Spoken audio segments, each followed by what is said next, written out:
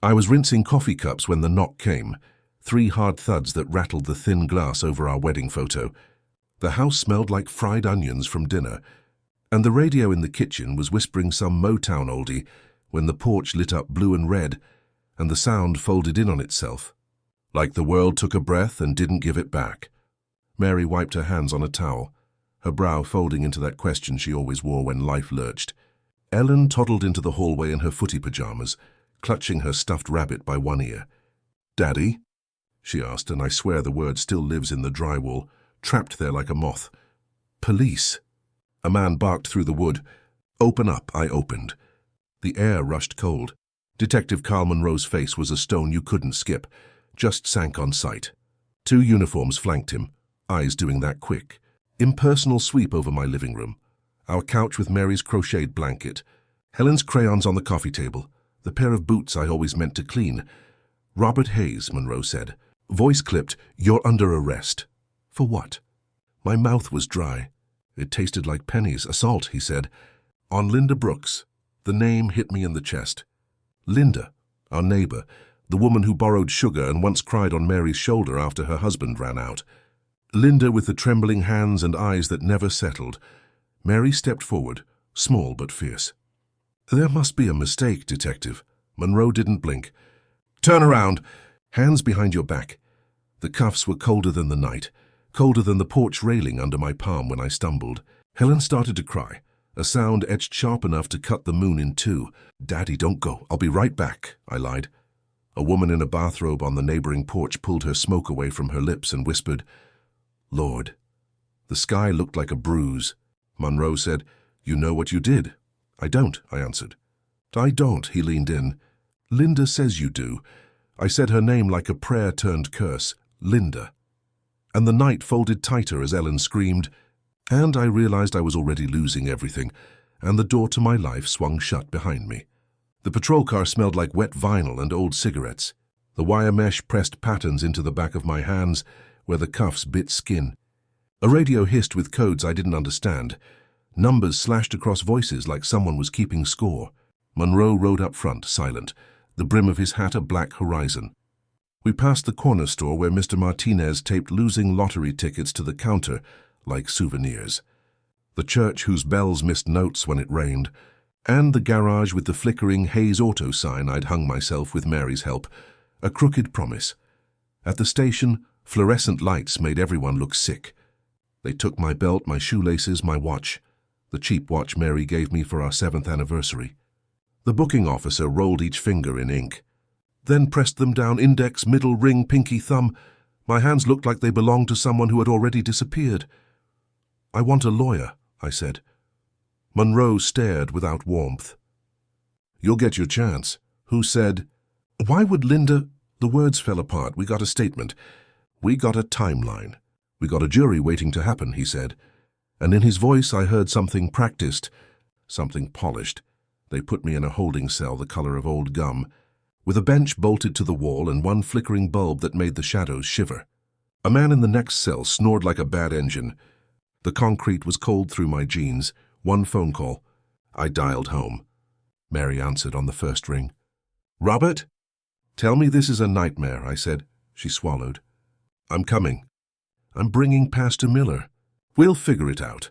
But when morning came, Judge Harold Simmons wore a smile that didn't reach his eyes, and the words, "Bail denied," fell like a trapdoor. Monroe stood at the back, arms crossed, as if he'd already watched this movie and knew how it ended. I turned to look for Mary and saw her with Ellen, both of them small in a room built to make small things smaller. I knew then the door I'd promised to walk back through wouldn't open for me. Not today, not soon. And the calendar in my head went blank all at once. They moved me to a cell that smelled of bleach and sweat, and stories I didn't want to hear yet. The mattress hissed when I sat down, plastic over foam jail thunder under my bones. Somewhere down the corridor, the heavy door clanged shut, and in that metallic echo I heard the knock again. The beginning, the end, the bite of it. I pressed my forehead to the bars and felt the chill climb into me like winter. A young guard with freckles, didn't catch his name, walked by and said without looking, "Keep your head down, Hayes," like he knew me. Like he knew what I'd be, not who I was. I stared at my hands, the ink ghosts of my fingers, and thought of Mary's breath warm on my neck when she laughed, of Ellen's shoes lighting up when she ran across the yard, of Linda Brooks clutching her purse on her stoop as if it contained forgiveness or fire. Why me? Why that night? Why a lie big enough to swallow a life? Sleep wouldn't come. The light buzzed with a fly stuck behind the cover, a tiny winged thing throwing its body against fate. I spoke into the stale air. Listen, maybe to God, maybe to whoever would hear a man like me. I didn't do this. The words sat there with me, small and stubborn. I made a promise, not just to Mary and Ellen, but to the ghost of myself. I would tell it all. Every smell, every sound, every little hinge on which a life can swing. If you're hearing me now, if age has roughened my voice and time has sanded it thin, stay with me. Stay. The truth doesn't fix the past, but it insists on being told. And to tell it right, I have to take you back, not to the station, not to the cell, but to the day before the sky bruised, to motor oil and radio static and ordinary peace, to who I was before the storm learned my name, before the lie opened its mouth and swallowed the sun. The morning before everything shattered smelled of coffee, motor oil, and rain that hadn't yet decided to fall. I remember wiping grease off my hands with a rag that used to be one of Mary's old pillowcases. The radio in the corner of the shop crackled between stations, catching half a song, half a preacher's voice, and the steady hum of life that felt safe. I had a '73 Chevy Impala up on the lift, carburetor open like a patient mid-surgery. My hands moved on instinct. I loved that part. The quiet solving of small problems, the kind that always had an answer if you just listened close enough.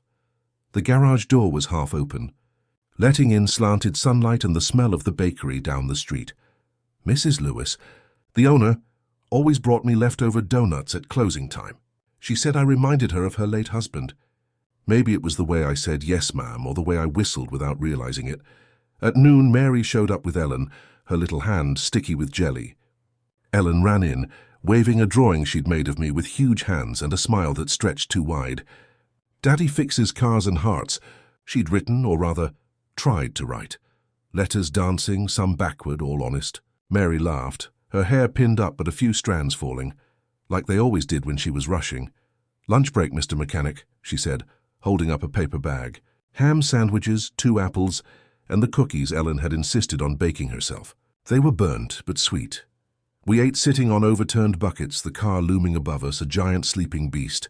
Mary leaned against my shoulder. "You ever think about closing early one day and just driving?" she asked. "Just not coming back for a while." "Can't afford that kind of freedom," I said, smiling. "You can't afford not to," she replied.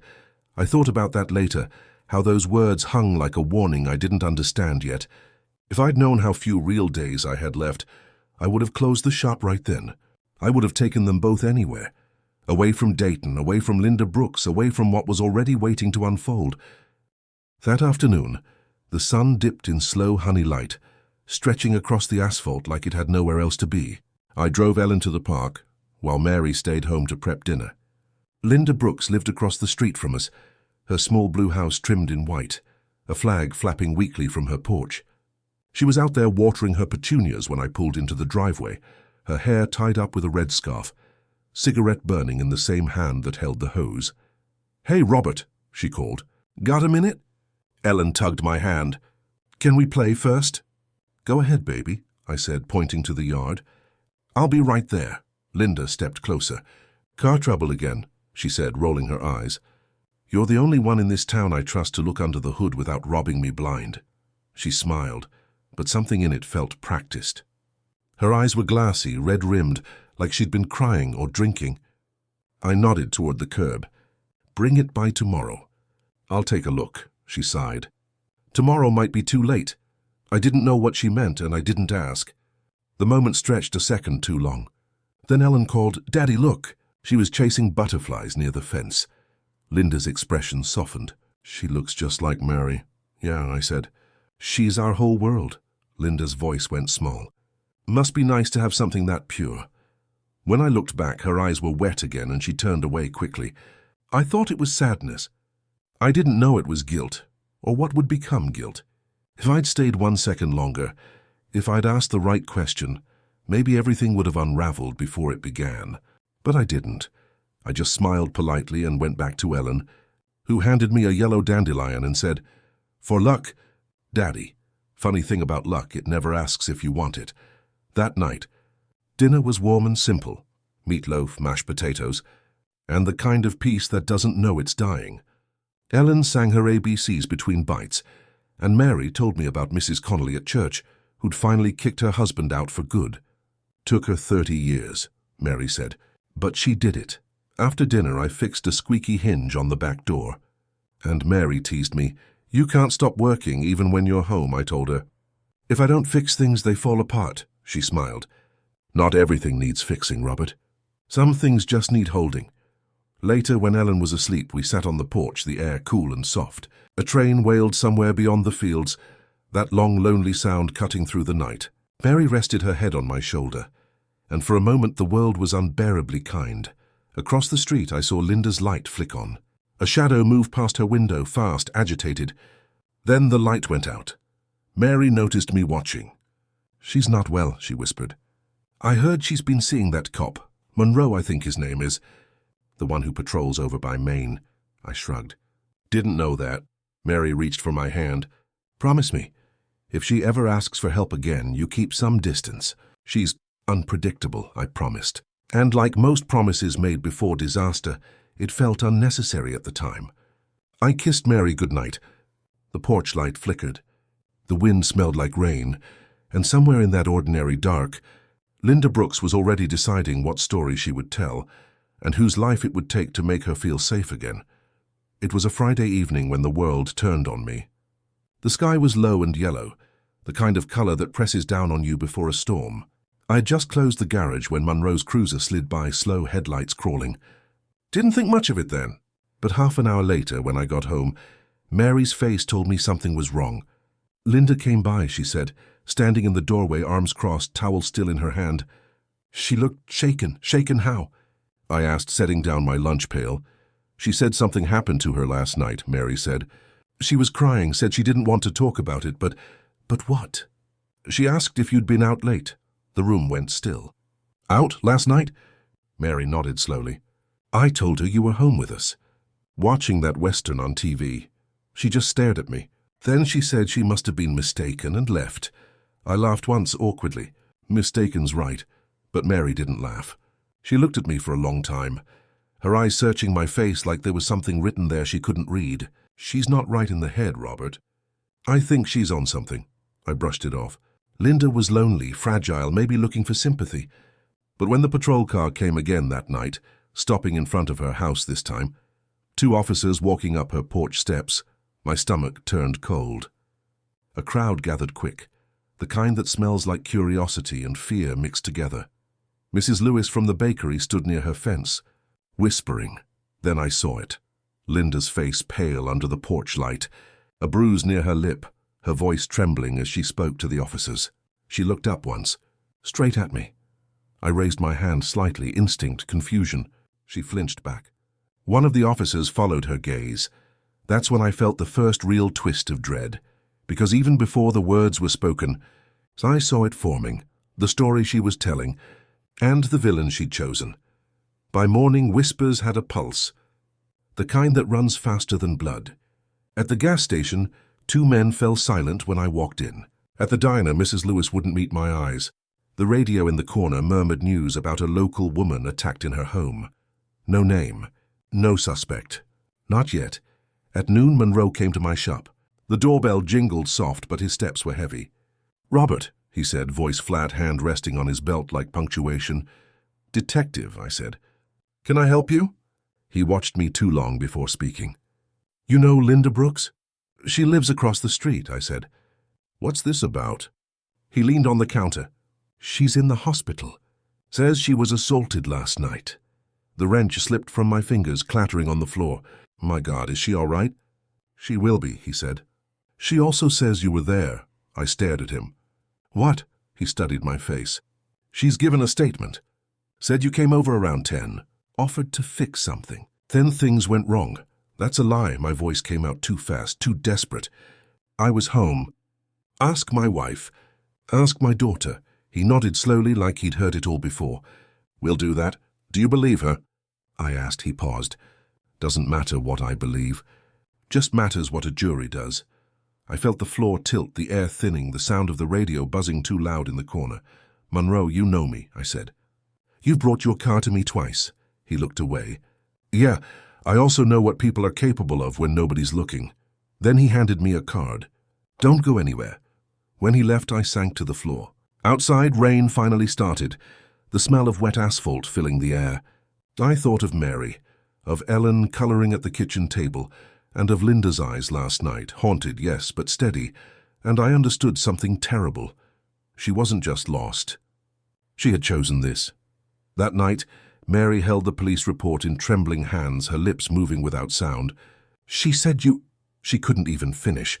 Ellen was asleep upstairs. The clock on the wall ticked like a hammer. She's lying, I said, pacing, heart slamming. You know me, Mary. I do, she said, but the words were softer than they used to be. I want to believe you. Want to? I stopped. You think I could do that? To her, to anyone? Mary shook her head, tears streaking her cheeks. I don't know what to think. She sounded so sure. I whispered. She's broken. She needs help, not... A knock interrupted me. Hard. Final. The same knock that would end everything.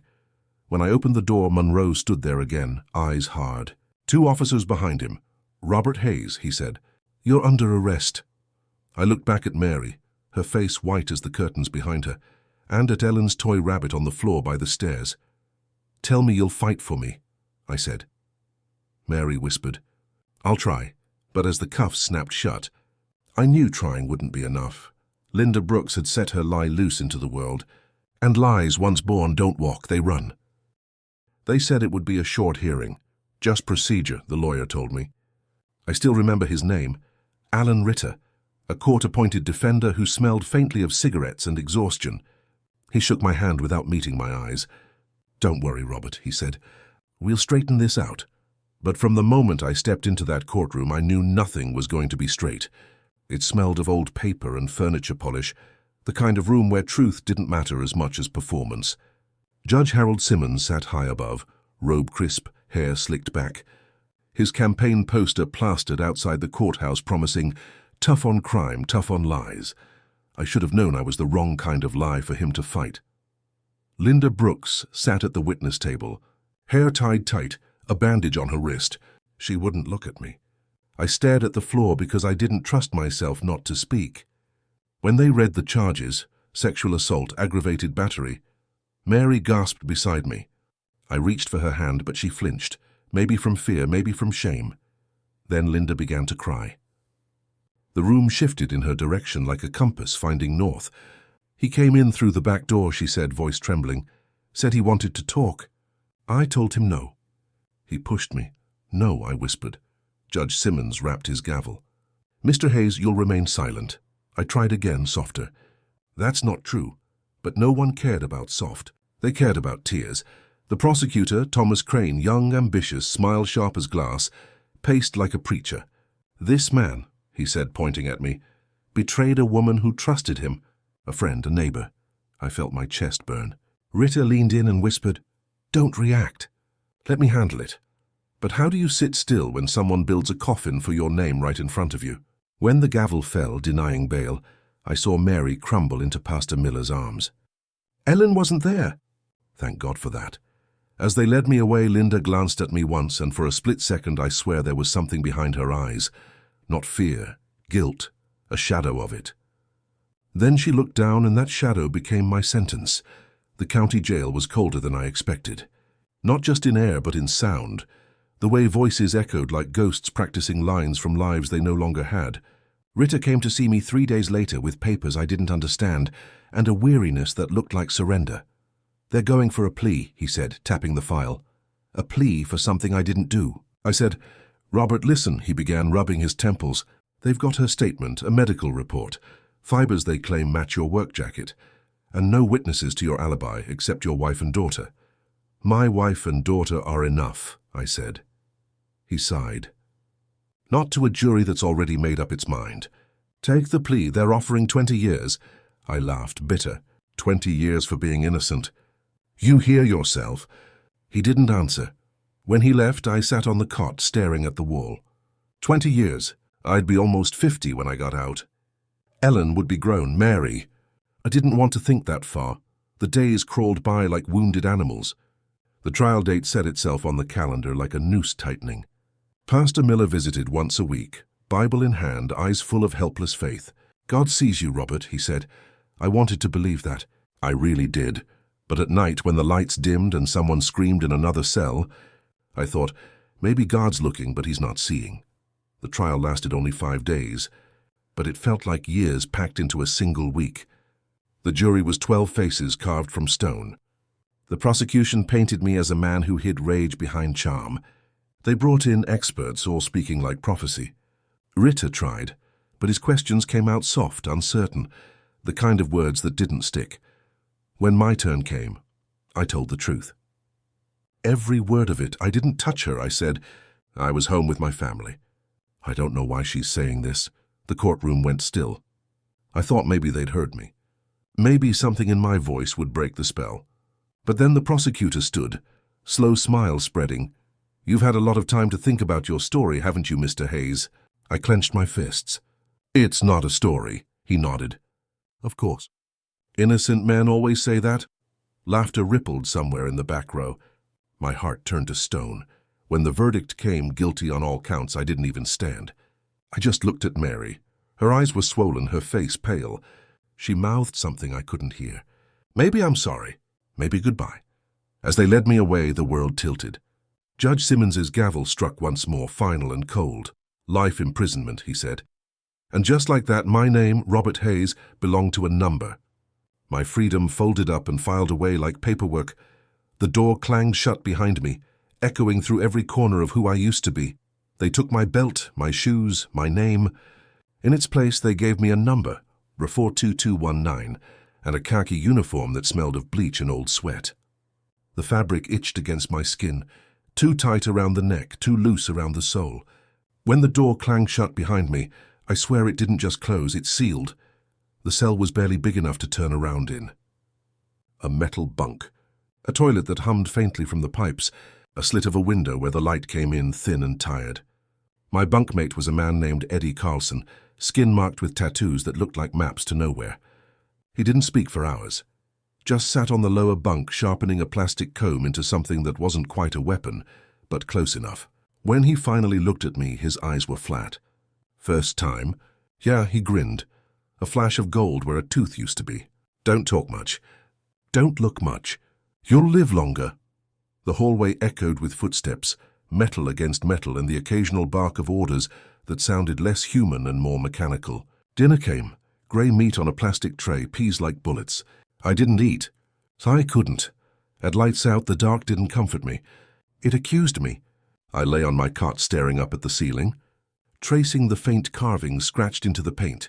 Names, dates, little prayers for release that never came. Somewhere down the corridor, a man screamed, raw, endless. A guard's baton answered. Silence followed. That was my introduction to forever.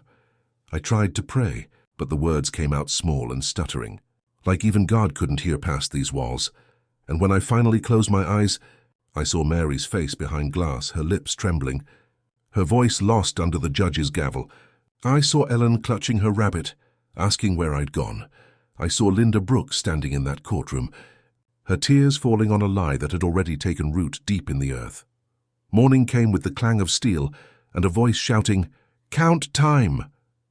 A guard kicked the bars with his boot, eyes cold and bored. Up, Hayes. I sat up slow, my body stiff from the thin mattress, my mind still trying to find the shape of what had happened. Life imprisonment. The words didn't make sense yet. They were too big, too heavy. They'd take years to fit inside me. Eddie grunted and stood. Breakfast. You coming? I'm not hungry. He laughed, a dry sound. You'll learn. Hunger don't care about innocence. In the mess hall, men shuffled in lines like cattle. The air was thick with steam, noise, and something sour.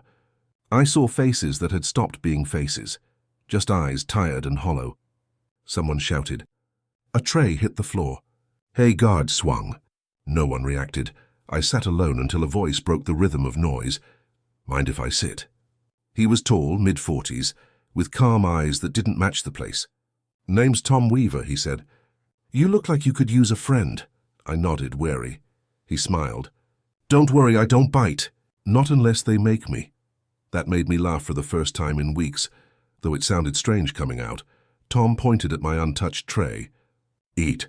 You'll need your strength. Everything in here's a test. Who you talk to, who you trust, who you ignore.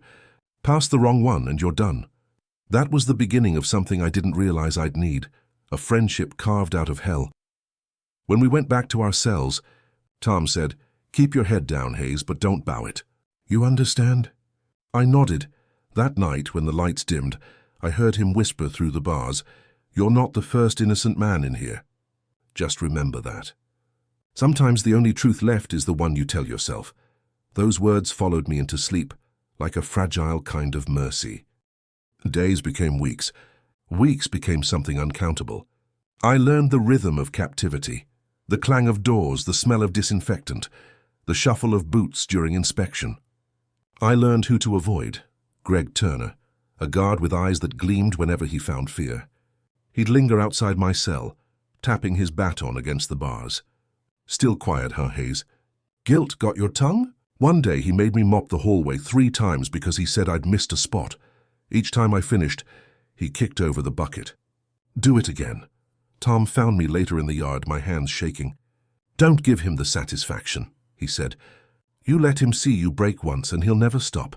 I wanted to tell him I was already breaking, that every breath felt borrowed, but instead I nodded. At night I wrote Mary's name on the wall behind my bunk, small enough that only I could find it. I whispered to it, told her I was still here, told her I'd find a way back. Sometimes when the wind came through the tiny window just right, I thought I heard her voice answering. Not words, just warmth, like memory pretending to be hope. That first night inside became every night. The same fear, the same silence. But somewhere beneath all of it, a stubborn thing grew, a seed that refused to die, even in concrete. And I swore to myself, if truth had a grave, I'd dig it open with my bare hands. The calendar in prison isn't paper. It's muscle memory. Wake to the clang, count, chow, work, yard, count again, night. Repeat until your name forgets the shape of your mouth. I learned the smell of every hallway. Bleach near the infirmary, hot iron and soap in the laundry, ammonia and old rain by the north gate. My hands toughened in the steam room where we fed sheets into the maw of machines that sighed like tired animals. Tom Weaver worked beside me, sleeves rolled, a scar on his wrist he never explained. Keep your breath steady, he'd say, coaching me like a swimmer. In, out, don't let the place decide it for you. Mail call used to feel like oxygen. Early on, letters from Mary arrived twice a week, thick with hope. She wrote about Ellen's school plays, the garden, the way sunlight fell on our porch. I read them until the paper softened, until the ink smudged into a private weather. Then the gaps started, weeks, then months. Her words thinned like winter light. I'm tired, Robert, she wrote once. I'm trying. I pressed my forehead to the page and whispered, I know. Father Paul Jenkins appeared in those years like a lamp with a smaller circle of dark. He didn't preach. He listened. Say it all, he'd invite, and sometimes I did. Sometimes I let the ache name itself. He taught me to breathe with the Psalms, to let a sentence hold me when the concrete wouldn't. Still, nights stretched like wire. Officer Greg Turner prowled the tier, baton tapping the bars. Sleep tight, Saint, he'd murmur, soft as mold. I swallowed my anger like a stone. Tom would nudge my shoulder in the morning. Still here, he'd grin. That's a win, in a place built to erase wins. But I clung to the small ones. An orange wedge not bruised, a joke traded in the laundry, the slow knowledge that I could be afraid and breathing at the same time. Then one autumn, a letter from Mary arrived with a brown leaf pressed flat inside, its veins like a little map. The note was 5 lines. Ellen asks less about you now, it said. I don't know if that's good. I folded the leaf back into silence, and the machines kept swallowing sheets, and the year turned without asking permission. Years are loud in here. They scrape. They grind, they rust. Tom and I made a ritual of claiming 1 quiet minute at the end of shift, standing near the back door, where the air tasted faintly of pine. He'd talk about his sister, Nadine, who sent him photographs of her kids on cheap paper that bent at the corners. I'd talk about cars, how a stubborn engine can teach you patience. If you listen right, I told him once, Metal tells you when it's hurting. He chuckled. People too. Officer Turner took a liking to our patch of air. Romantic, ain't it? He'd say, blocking the doorway with his bulk. Sweethearts in stripes. Tom never rose to it, never gave Turner what he came for. Have a blessed day, officer, he'd say, smiling, a blade wrapped in cloth. Turner's eyes glittered. Careful, Weaver. Blessings bounce.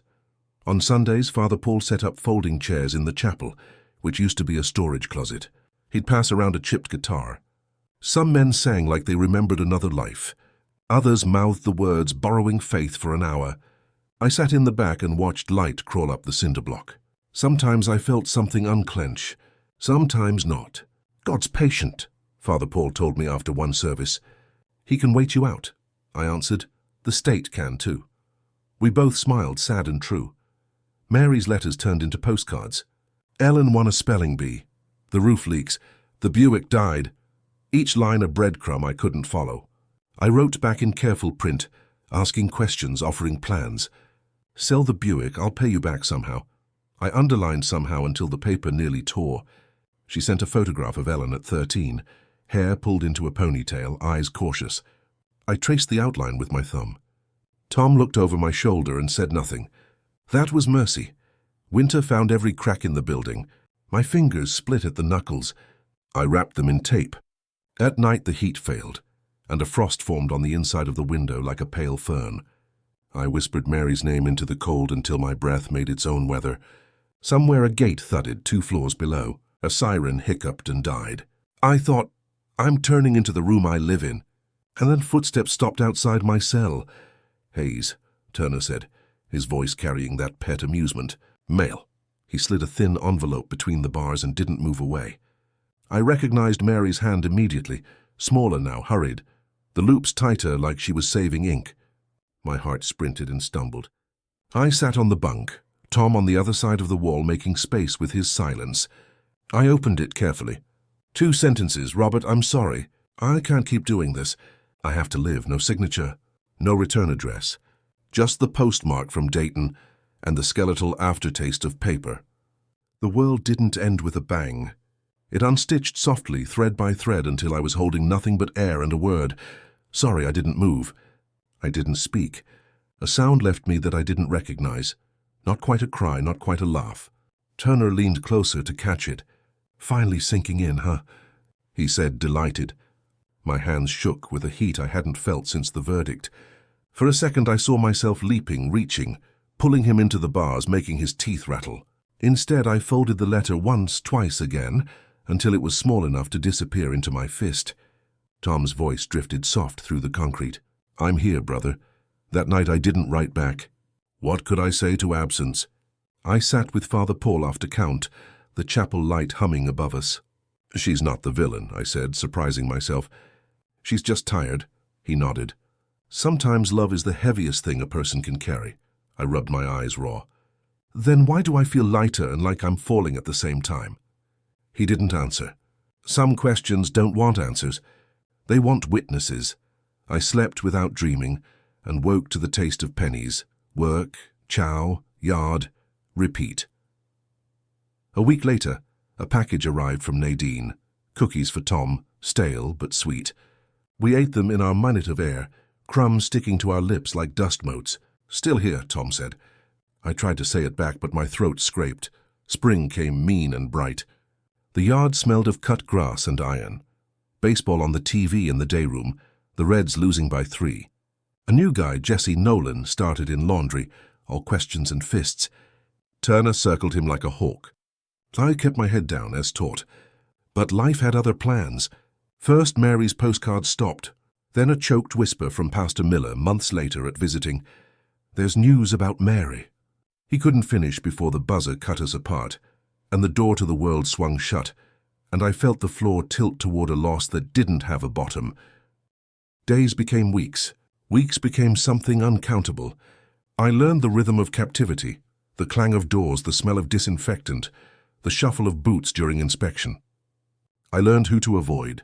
Greg Turner, a guard with eyes that gleamed whenever he found fear. He'd linger outside my cell, tapping his baton against the bars. Still quiet, huh, Hayes? Guilt got your tongue. One day, He made me mop the hallway 3 times because he said I'd missed a spot. Each time I finished, he kicked over the bucket. Do it again. Tom found me later in the yard, my hands shaking. Don't give him the satisfaction, he said. You let him see you break once and he'll never stop. I wanted to tell him I was already breaking, that every breath felt borrowed. But instead I nodded. At night I wrote Mary's name on the wall behind my bunk, small enough that only I could find it. I whispered to it, told her I was still here, told her I'd find a way back. Sometimes when the wind came through the tiny window just right, I thought I heard her voice answering. Not words, just warmth like memory pretending to be hope. That first night inside became every night. The same fear, the same silence. But somewhere beneath all of it, a stubborn thing grew.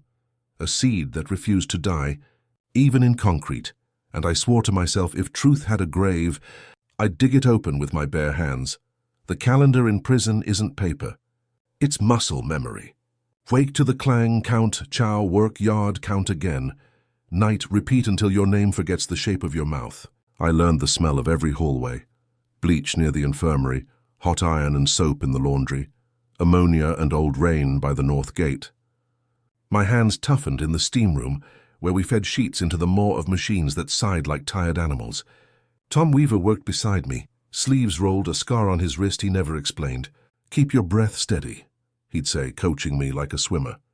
In, out, don't let the place decide it for you. Mail call used to feel like oxygen. Early on, letters from Mary arrived twice a week, thick with hope. She wrote about Ellen's school plays, the garden, the way sunlight fell on our porch. I read them until the paper softened, until the ink smudged into a private weather. Then the gaps started. Weeks, then months. Her words thinned like winter light. I'm tired, Robert, she wrote once. I'm trying. I pressed my forehead to the page and whispered, I know. Father Paul Jenkins appeared in those years like a lamp with a smaller circle of dark. He didn't preach. He listened. Say it all, he'd invite, and sometimes I did. Sometimes I let the ache name itself. He taught me to breathe with the Psalms, to let a sentence hold me when the concrete wouldn't. Still nights stretched like wire. Officer Greg Turner prowled the tier, baton tapping the bars. Sleep tight, Saint, he'd murmur, soft as mold. I swallowed my anger like a stone. Tom would nudge my shoulder in the morning. Still here, he'd grin. That's a win, in a place built to erase wins. But I clung to the small ones, an orange wedge not bruised, a joke traded in the laundry, the slow knowledge that I could be afraid and breathing at the same time. Then one autumn, a letter from Mary arrived with a brown leaf pressed flat inside, its veins like a little map. The note was 5 lines. Ellen asks less about you now, it said. I don't know if that's good. I folded the leaf back into silence, and the machines kept swallowing sheets, and the year turned without asking permission. Years are loud in here. They scrape, they grind, they rust. Tom and I made a ritual of claiming 1 quiet minute at the end of shift, standing near the back door, where the air tasted faintly of pine. He'd talk about his sister, Nadine, who sent him photographs of her kids on cheap paper that bent at the corners. I'd talk about cars, how a stubborn engine can teach you patience. If you listen right, I told him once, metal tells you when it's hurting. He chuckled. People, too. Officer Turner took a liking to our patch of air. Romantic, ain't it? He'd say, blocking the doorway with his bulk. Sweethearts in stripes. Tom never rose to it, never gave Turner what he came for. Have a blessed day, officer, he'd say, smiling, a blade wrapped in cloth. Turner's eyes glittered. Careful, Weaver. Blessings bounce. On Sundays, Father Paul set up folding chairs in the chapel, which used to be a storage closet. He'd pass around a chipped guitar. Some men sang like they remembered another life. Others mouthed the words borrowing faith for an hour. I sat in the back and watched light crawl up the cinder block. Sometimes I felt something unclench. Sometimes not. God's patient, Father Paul told me after one service. He can wait you out. I answered, the state can too. We both smiled, sad and true. Mary's letters turned into postcards. Ellen won a spelling bee. The roof leaks. The Buick died. Each line a breadcrumb I couldn't follow. I wrote back in careful print, asking questions, offering plans. Sell the Buick, I'll pay you back somehow. I underlined somehow until the paper nearly tore. She sent a photograph of Ellen at 13, hair pulled into a ponytail, eyes cautious. I traced the outline with my thumb. Tom looked over my shoulder and said nothing. That was mercy. Winter found every crack in the building. My fingers split at the knuckles. I wrapped them in tape. At night the heat failed, and a frost formed on the inside of the window like a pale fern. I whispered Mary's name into the cold until my breath made its own weather. Somewhere a gate thudded 2 floors below. A siren hiccuped and died. I thought, I'm turning into the room I live in. And then footsteps stopped outside my cell. Hayes, Turner said, his voice carrying that pet amusement. Mail. He slid a thin envelope between the bars and didn't move away. I recognized Mary's hand immediately. Smaller now, hurried, the loops tighter like she was saving ink. My heart sprinted and stumbled. I sat on the bunk, Tom on the other side of the wall making space with his silence. I opened it carefully. 2 sentences. Robert, I'm sorry. I can't keep doing this. I have to live, no signature, no return address. Just the postmark from Dayton and the skeletal aftertaste of paper. The world didn't end with a bang. It unstitched softly, thread by thread, until I was holding nothing but air and a word. Sorry, I didn't move. I didn't speak. A sound left me that I didn't recognize. Not quite a cry, not quite a laugh. Turner leaned closer to catch it. Finally sinking in, huh? He said, delighted. My hands shook with a heat I hadn't felt since the verdict. For a second I saw myself leaping, reaching, pulling him into the bars, making his teeth rattle. Instead I folded the letter once, twice again, until it was small enough to disappear into my fist. Tom's voice drifted soft through the concrete. I'm here, brother. That night I didn't write back. What could I say to absence? I sat with Father Paul after count, the chapel light humming above us. She's not the villain, I said, surprising myself. She's just tired, he nodded. Sometimes love is the heaviest thing a person can carry. I rubbed my eyes raw. Then why do I feel lighter and like I'm falling at the same time? He didn't answer. Some questions don't want answers. They want witnesses. I slept without dreaming and woke to the taste of pennies, work, chow, yard, repeat. A week later, a package arrived from Nadine, cookies for Tom, stale but sweet. We ate them in our Minotaur, crumbs sticking to our lips like dust motes. Still here, Tom said. I tried to say it back, but my throat scraped.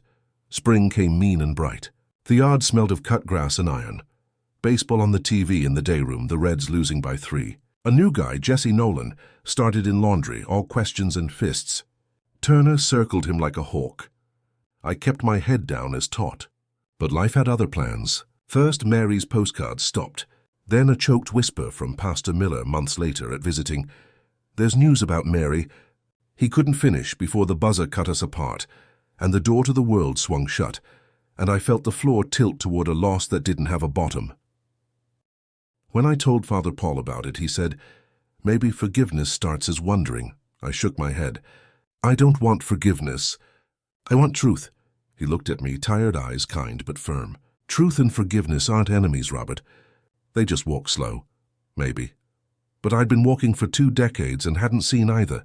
It was spring again, at least that's what the wind through the vent told me, when Tom collapsed during roll call. 1 second he was standing beside me, smiling faintly as he always did when the guards shouted numbers.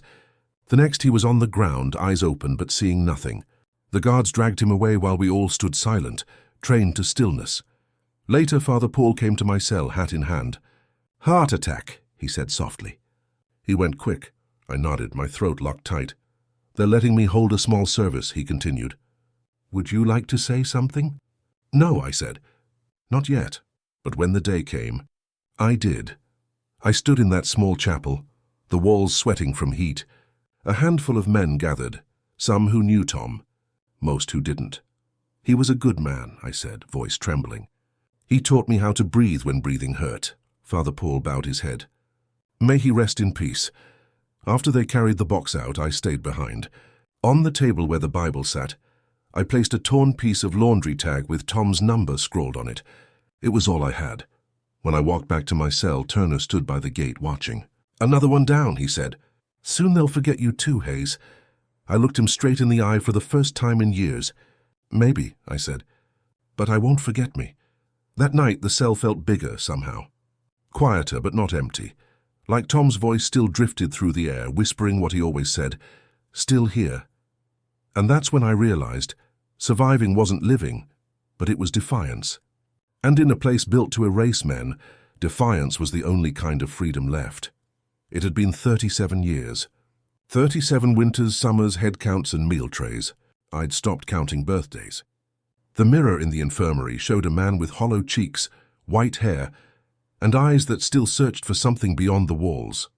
Some days I didn't recognize him. Some days I thought maybe he didn't recognize me either. Then one morning a guard I didn't know called my name during mail. "Hayes, you got a visitor." I blinked, slow, like the word had to travel through years of silence to make sense. "Visitor?" He nodded. "Journalist. Says she's writing about wrongful convictions." The room around me spun slightly. I hadn't had a visitor in almost a decade. "What's her name?" He glanced at the clipboard. "Rebecca Lane." The name meant nothing then, but that moment, her name on his tongue was the sound of a match being struck in a cave. In the visitation room, the glass separated us, same as always. I sat heart-hammering until she walked in. A woman in her 30s, maybe. Brown hair tucked behind her ears, eyes bright but kind. Not pitying. "Just curious," she smiled, set her recorder on the table. "Mr. Hayes?" "Yeah, I'm Rebecca Lane. I work with the Dayton Chronicle. I've been reviewing old cases. Ones that don't add up." I almost laughed. "You'll need a bigger notebook," she smiled faintly. "Yours in particular caught my attention. The Linda Brooks case. 1985. I found something strange in the evidence logs." Her words pulled the air from the room. "You found what?" She opened a folder, held it up to the glass. The physical evidence, the fibers, the jacket, the reports, all came from an officer's testimony, not a lab. Detective Carl Monroe and... She paused, flipping a page. "The evidence box for your case was never properly logged into storage. It's missing." "Missing!" I repeated. The word tasted dangerous, electric. She nodded. "I think your case was built on nothing." I stared at her through that scratched glass, my hands trembling. 37 years. 37 years for nothing. Rebecca leaned forward, voice steady. "I can't promise anything, Mr. Hayes, but I believe you." That was the first time I'd heard those words in almost 4 decades. "I believe you." When the guard came to take me back, Rebecca said, "I'll come again," and I knew, without knowing why, that maybe, just maybe, the door I thought was sealed forever had started to crack. Hope is a dangerous thing in prison. It doesn't knock politely. It barges in, loud and glowing, then dares you to believe it's real. I spent nights staring at the ceiling, hearing Rebecca's voice over and over. "I think your case was built on nothing." Tom would have said, "Careful with that spark, brother." It burns both ways, but Tom was gone. It was just me and the echo of his voice. 2 weeks later, Rebecca returned. She came with papers, photos, and something fierce in her eyes. "I met with the Innocence Project in Cincinnati," she said through the phone on the wall. "They're interested. But we need something concrete. DNA, a witness, a confession, anything." I shook my head. "There's nothing left." "Everything's gone." "Not everything," she said, her voice dropping lower. "Linda Brooks is still alive." The name hit me like a thrown stone. I hadn't spoken it in years. "Alive?" "Yes, she's 72 now. Lives in Columbus, alone." I went there. My pulse stuttered. "You went there?" She nodded. She wouldn't talk at first, but when I mentioned your name, she froze. She said, "He's still in there." When I told her yes, she just whispered, "Oh God." I closed my eyes. My throat tightened around air. "What does that mean?" "She didn't deny it," Rebecca said. "She just cried. There's something she's hiding." For a moment, all the years peeled away, the trial, the cold nights, the letters returned unread.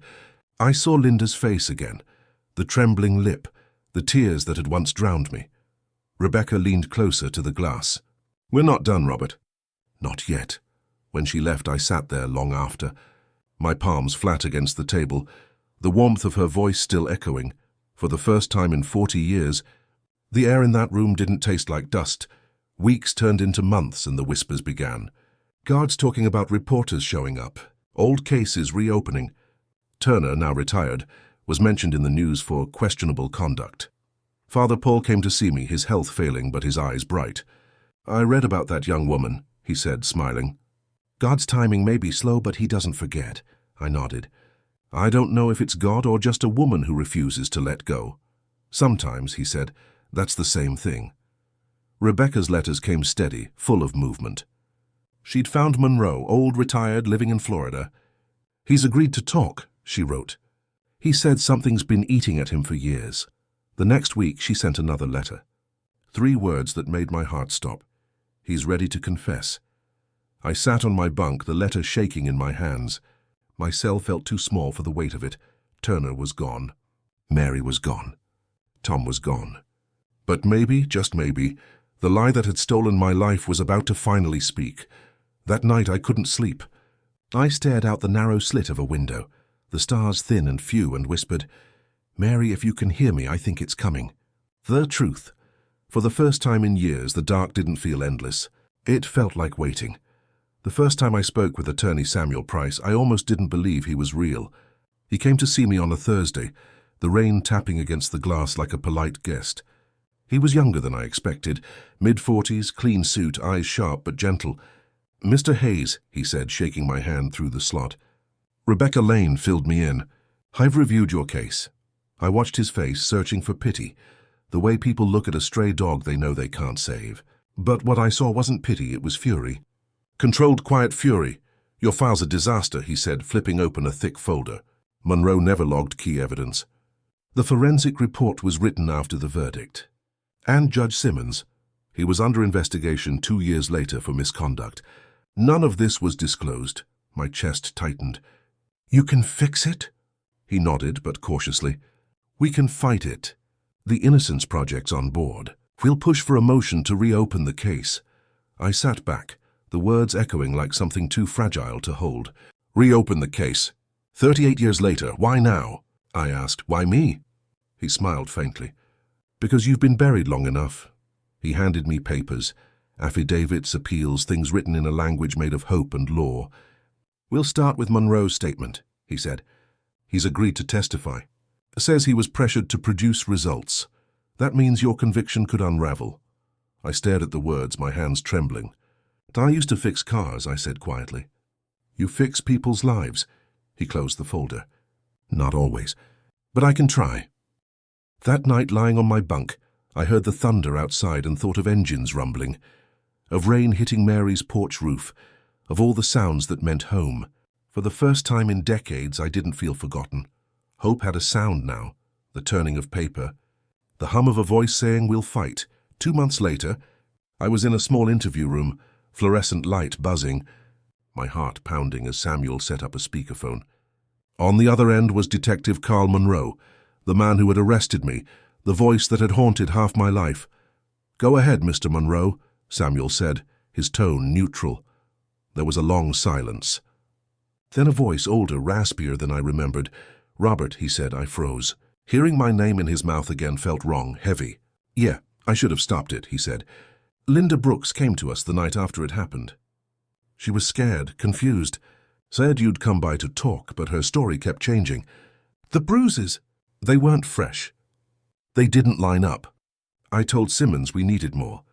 He told me we've got enough. The town needs a conviction." I gripped the edge of the table. "So you lied," Monroe sighed.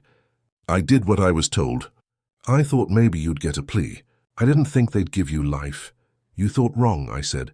My voice broke on the last word. "I know," he whispered. "I can't fix what I did, but I can tell the truth now. I'm ready to testify." When the line went dead, I stared at the phone as if it might start bleeding. Samuel looked at me. "That's it," he said softly. "That's the crack we needed." But I wasn't celebrating. Because cracks let the light in, but they also show you just how much you've lost in the dark. The hearings began the following year. Cameras outside, microphones shoved in faces, headlines screaming, "Man may be freed after 40 years for false conviction." Inside, the courtroom smelled the same as it did the first time. Old wood, coffee, dust, judgment. Judge Simmons was long gone, but his ghost sat beside me anyway. Linda Brooks was there too. Older, smaller, her hair grey, her hands trembling as she sat in the front row. She looked at me once, eyes red-rimmed, mouth trembling like she had something to say, but no right to say it yet. Samuel stood tall, voice steady as he presented Monroe's deposition. The missing evidence, the falsified reports. This man was not just wrongfully convicted, he said. He was erased. For 4 decades, he lived as a ghost in a system built on lies. When it was my turn to speak, I rose slowly. My knees ached, my hands shook, but my voice came clear. I spent 40 years waiting for someone to listen. I don't hate Linda Brooks. I don't even hate Detective Monroe. I just want to go home. I just want to see my daughter before time decides I can't. The room went silent. Even the air seemed to stop moving. The judge leaned forward, voice low. Mr. Hayes, if what we've heard is true, the state owes you more than time. It owes you an apology. But apologies don't buy back years. They don't resurrect the dead or return the childhood I missed watching Ellen live. Still, when the gavel struck and the words "case reopened" echoed through the room, I felt something shift in my chest. Not freedom. Not yet, but the sound of chains beginning to crack. The morning they told me I was free didn't feel real. After 40 years, the word freedom had stopped meaning anything. It was something I read in books, heard in hymns, whispered in dreams that always ended before the door opened. But that day, when the guard unlocked my cell and said, "Pack your things, Hayes," the sound of the bolt sliding back felt different, like the world inhaling after holding its breath for too long. There wasn't much to pack. A Bible from Father Paul, a few letters from Rebecca, Tom's old laundry tag. That was it, my whole life in a shoebox. I touched the wall one last time, fingers brushing the spot where I'd carved Mary's name. The letters were faint now, worn by years of cleaning and touch, but they were still there. "You'll see the sky again," I whispered to her, to Tom, to whoever might still be listening. At the gate, the warden handed me a paper bag with clothes that didn't fit, jeans too big, a shirt too stiff. He shook my hand without meeting my eyes. "Good luck out there," he said. I nodded, but luck was a language I'd forgotten. When the last door opened, the light hit me like a blow. It wasn't just bright, it was loud. The sky felt impossibly wide, the air sharp and new. For a moment I couldn't move. Then Rebecca stepped forward from the crowd of reporters, her face breaking into a smile that was part joy, part disbelief. "You did it," she said. "No," I answered, my throat tight. "We did." The cameras flashed, voices shouted my name, but all I heard was the wind. For 40 years I'd breathed recycled air. Now every breath hurt in a beautiful way. Rebecca guided me to a car. As the gates disappeared in the rearview mirror, I felt both light and heavy, like a man walking out of his own grave. She said softly, "Where do you want to go first?" I looked out the window at the blur of the highway. Anywhere people don't call me inmate. Freedom is strange. The world doesn't wait for you. It changes while you're gone, then looks at you like you're the ghost. The cars were smaller now, the people louder, the prices insane. I didn't recognize the city. Dayton had been rebuilt, repainted, repaved, but beneath it I could still feel the bones of the place I'd lost. Rebecca got me a room at a small motel near the river. The walls smelled of lemon cleaner, the kind that burns your nose. She helped me check in, then handed me a flip phone. "We'll get you a better one later," she said. "Baby steps." I nodded, fingers clumsy as I pressed the buttons. Technology had moved on without me. Even the clocks blinked in new ways. That night I walked outside and sat on a bench facing the river. The water moved fast, black and silver under the streetlights. I thought about all the time I'd spent watching walls, and how this movement, this endless, careless motion, was almost too much to take in. A young couple passed, laughing, hands intertwined. I watched them disappear down the street and whispered, "Don't waste it." When Rebecca called later, her voice came warm through the phone. "There's more good news," she said. "They approved your compensation claim. You'll get something, not enough, but something." I thanked her, though the words felt empty. Money can't buy back years. It can't buy back the people who didn't wait. Still, when I closed my eyes that night, the sound of the river filled the space where silence used to live. For the first time in decades, I didn't hear keys, doors, or chains. Just water, just life moving on. The next morning, I stood in front of the mirror in the motel bathroom, staring at the man looking back. 68 years old, skin weathered, hair white, eyes tired but still alive. I touched my cheek, rough with stubble, and laughed softly. "You made it, old man," I said to my reflection. "But now what?" Rebecca picked me up mid-morning. "There's someone who wants to see you," she said, careful, like each word was a step on thin ice. "Who?" "Your daughter." I froze. "Ellen?" She nodded. I reached out to her through her husband. She agreed to meet. My heart kicked like a faulty engine. Where? A cafe near downtown. She said she just wants to talk. The drive was quiet. My hands trembled in my lap. I'd rehearsed what I'd say for years, but every version felt wrong now. What do you tell a child who grew up without you? Who maybe learned to live by forgetting your name? When we pulled up, I saw her through the window, mid-40s, hair dark like Mary's, her hands wrapped around a cup of coffee. She looked up as we entered, and for a moment everything else disappeared. Her lips parted, a faint whisper. "Dad." I nodded, my throat closing. And just like that, freedom wasn't about gates or laws, it was about this moment. The one I'd dreamed of for 40 years and never believed would come true. But even as I smiled, I felt something else stirring inside me, a question that had waited half a lifetime. Because if Ellen could forgive me, what about her?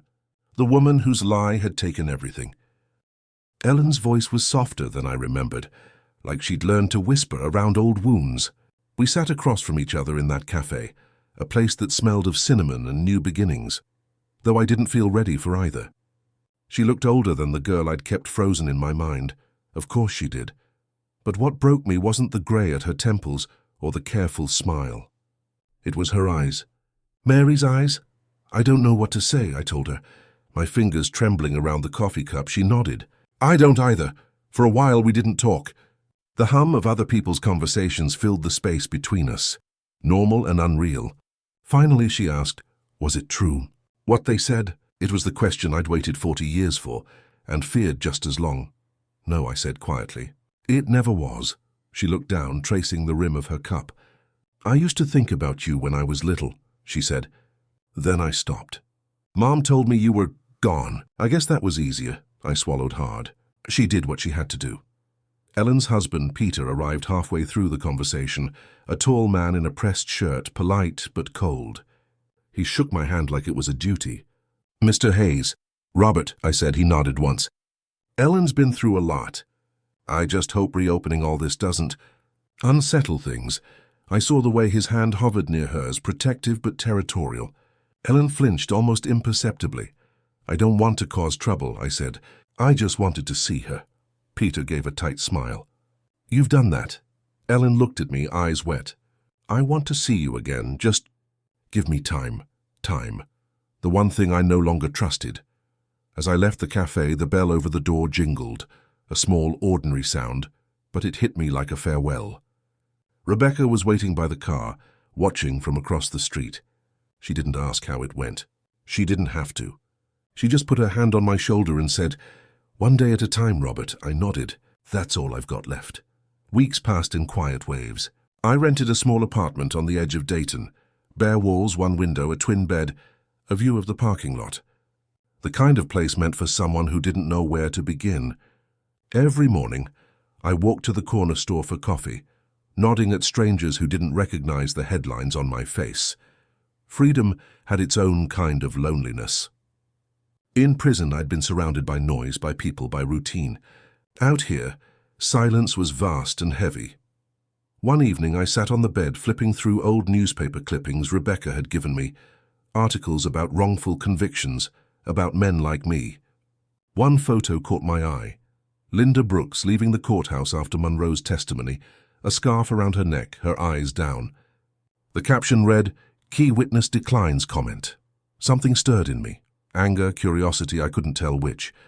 I picked up the phone and called Rebecca. She's still in Columbus, right? She hesitated. Yes, why? I want to see her. Robert, I need to. There was silence, then a sigh. I'll drive you. That night I didn't sleep. I sat by the window watching the lights in the parking lot flicker, wondering what I'd say if I finally stood in front of her. Would I shout? Would I forgive? I didn't know. All I knew was that after 40 years I needed to look her in the eye and ask one question. Why? We drove out early, the highway stretching empty ahead of us, the dawn sky the color of old bruises. Rebecca didn't speak much. Neither did I. She pulled up to a small nursing home on the edge of Columbus. She's here, she said quietly. Stage 4 lung cancer. Not much time. My hands shook as I stepped out. The air smelled faintly of rain and disinfectant. Inside, a nurse led us down a narrow hallway, lined with faded photographs, smiling faces of people who'd once mattered to someone. When we reached the door, the nurse whispered, "She knows you're coming." Linda Brooks lay in bed, pale and small, her hair thin as thread. When she looked up, her eyes widened, and for a moment she looked like the woman who once stood on her porch watering flowers. "Robert," she whispered. I couldn't move. I just stood there, the weight of 40 years pressing down on my chest. Rebecca stepped back, giving us space. Linda's hands trembled as she reached for mine. "I thought you'd never come." "I almost didn't," I said, her eyes filled. "I'm sorry." And in that moment, every version of myself, the young man, the prisoner, the ghost, stood still, because this was it, the reckoning. But I didn't know yet what forgiveness would sound like when it finally arrived at the door. The room was too quiet. The kind of quiet that made every breath sound like confession. Linda lay propped on thin pillows, her skin nearly translucent, eyes hollowed by time and guilt. The curtains were open just enough to let in a strip of grey morning light. I stood by the door, unable to step closer. For 40 years I'd imagined this moment 1,000 ways. Rage, shouting, justice. But standing there, all I felt was an ache too deep for anger.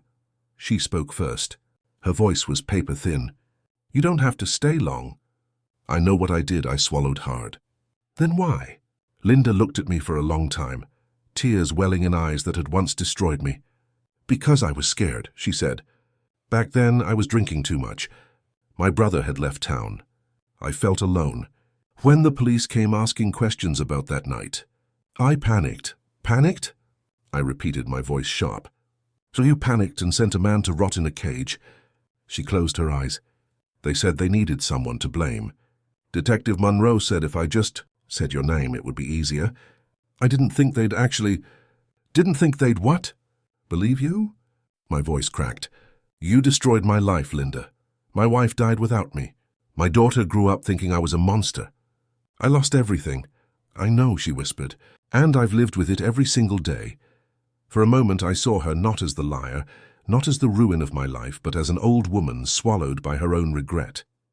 Still, pity and forgiveness are different animals, and I wasn't ready to feed either. "You could have told the truth," I said quietly. "All these years you could have spoken up." She shook her head weakly. "I tried once. I wrote a letter to the DA in '96. They never answered. Then I got sick. Every day I told myself I'd call someone. But I was a coward. Silence filled the space between us. The clock ticked faintly, counting the seconds she didn't have left. Finally she whispered, "Can you forgive me, Robert?" I looked at her hands, thin, shaking, the same hands that once pointed at me in a courtroom and called me a monster. "I don't know," I said. "You didn't just lie about me." "You killed me." Her tears fell quietly. "I know." And I turned toward the window because I couldn't bear to watch her die with my face in her eyes.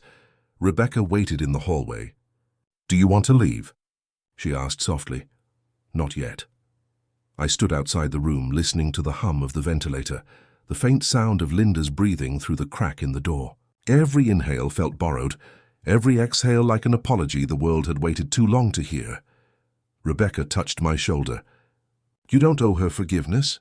"I know," I said, "but she's the only one who can tell me why my life had to end." She nodded slowly. "What if she doesn't know?" "Then I guess none of us ever will." We sat in the visitor lounge after, silent for a long time. The rain started again, tapping the windows like it was trying to come in. Finally, Rebecca asked, "What did she say?" "That she was scared." I laughed bitterly. "That's all anyone ever says when they ruin a life. They were scared." Rebecca looked at me carefully. "Do you think she's telling the truth now?"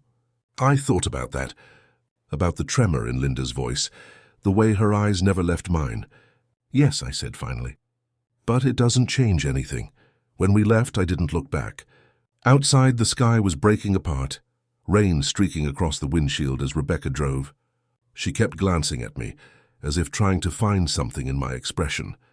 "You okay?" "No," I said. "But I'm done being angry." "Isn't that the same as forgiveness?" I watched the road blur by. "No," I said. "Here's just empty." A week later, I got the call. Linda Brooks had died in her sleep. No family claimed her. The nursing home asked if I wanted her things, some letters, an old photograph, a Bible with my name underlined in the margins. Rebecca offered to pick them up for me, but I went myself.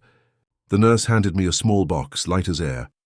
Inside was a single photo, me, Mary, and Ellen on our porch. I hadn't known she had it. On the back, in faded ink, she'd written, "I wanted to tell the truth, but I was too late." I sat in the parking lot for a long time, holding that photo, the rain soft against the windshield. When I finally stepped out, I walked to a patch of grass by the curb and looked up at the grey sky. "I don't forgive you," I whispered. "But I won't hate you anymore." Then I let the photo go. The wind caught it, carried it a few feet, then laid it gently on the wet ground. Rebecca watched from the car, her face unreadable. As I got back in, she asked, "How do you feel?"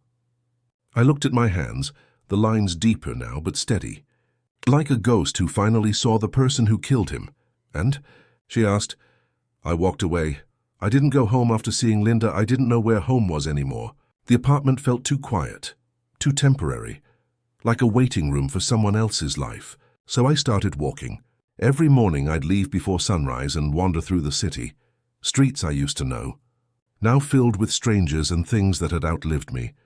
The old church where Mary used to sing in the choir had been turned into a coffee shop. My garage, Hayes Auto, was gone, replaced by a pharmacy with bright fluorescent lights and automatic doors that whispered open as I passed. I stood on the sidewalk and looked through the glass at the spot where I once taught Ellen how to change a tire, her tiny hands proud and covered in grease. The memory hit hard, warm and cruel. People passed me without looking twice. Just another old man on the corner, eyes lost somewhere the rest of the world couldn't see. Sometimes I sat by the river with a cup of cheap coffee, listening to the sound of the current. Freedom, I realized, had its own kind of prison, the one built from everything you couldn't get back. Rebecca called often. "You should come speak to students," she said once. "Tell your story." "I don't know if I have one worth telling," I said. "You do." "You survived." I laughed softly. Surviving isn't the same as living. Still, I went. I stood in front of a class full of young faces, hands fidgeting with their phones. I told them about lies and silence, about how quickly justice can turn into a story no one checks twice. When I finished, a girl in the front row asked, "Do you hate her?" "The woman who lied?" I thought about it, about Linda's trembling hands, the photograph she kept, the apology that came 40 years too late. "No," I said. "Hate's a heavy thing to carry for that long." I set it down. The room stayed quiet for a moment before they clapped. It wasn't joy. It was reverence, like they'd just seen something they didn't know could exist. A man still standing after being buried alive. Afterward, Rebecca smiled. "You did good," I shrugged. "Maybe. Or maybe I just reminded them how thin the truth can be." A few days later, I took a bus to the cemetery where Tom was buried. The wind there always smelled of cut grass and rain. I found his grave easily. It was small, plain, a stone rectangle with just his name and number. Someone had left a pack of cigarettes and a note that read, "Still here, brother." I sat down beside him, my knees aching. "You missed it, Tom," I said quietly. "You missed seeing the walls fall." The cemetery was empty except for the sound of crows and the rustle of trees. I pulled a small metal wrench from my pocket, one of the few things I'd kept from the garage, a piece of my old life, and laid it on his stone. "You taught me how to keep breathing," I said. "Guess I finally learned." For a long time I just sat there, letting the quiet do the talking. Somewhere in the distance a train wailed, the same low, lonely sound I used to hear from my cell at night. Back then it meant everything I couldn't reach. Now it sounded like something calling me forward. Before I left, I touched the stone one last time. "Still here," I whispered. "Always." The wind picked up, carrying the words away. When I turned back toward the road, I felt lighter. Not whole, not healed, but something close to peace. That evening, I visited the nursing home again, not for Linda, but for Father Paul.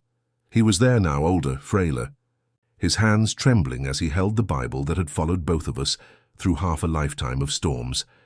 "Robert," he said, his voice still warm though thinner now, "you found her." "I did, and I let her go." He smiled faintly. "Then you're closer to God than most of us." We talked until the nurse came to take him to bed. Before leaving, he said, "Do something with the years you have left. Don't let them vanish like the ones they stole." That night I walked home through the rain, the city lights blurring into gold streaks. I passed the river again, water rushing and endless. And for the first time, I didn't feel like a ghost. I felt old, yes, tired, but alive. The echoes of time were still around me. Mary's laughter, Ellen's first steps, Tom's quiet wisdom. But they didn't hurt as much now. They were reminders, not wounds. Maybe that's all survival is, learning how to live with echoes and not drown in them.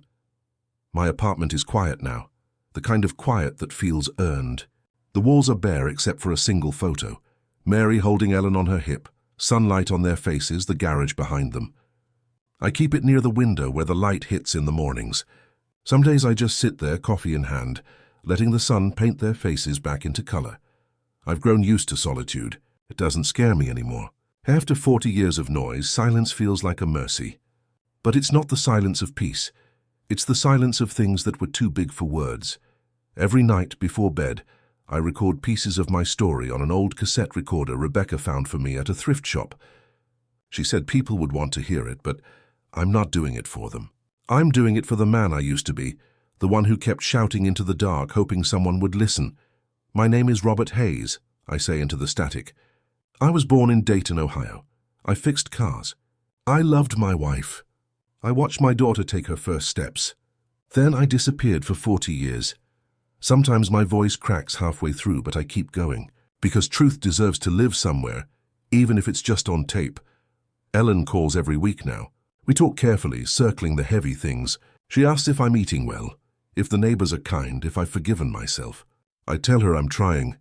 She tells me she wants me to meet her kids someday. The first time she said Dad on the phone, I had to hang up just to breathe. I haven't seen Rebecca in months. She's working on a book about my case. She says it'll help others. I hope it does, but I also hope she forgives herself. She carries other people's pain like it's a duty. I know what that's like. At night I dream of open doors.